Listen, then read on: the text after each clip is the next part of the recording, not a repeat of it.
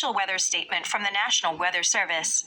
Strong thunderstorms will impact Huron, Richland, Erie, West Central Cuyahoga, Western Medina, Southeastern Marion, Ashland, Morrow, Eastern Crawford, Lorain, and Knox counties through 7:45 a.m. Eastern Daylight Time.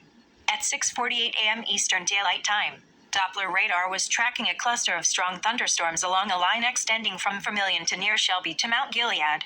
Movement was northeast at 50 miles per hour.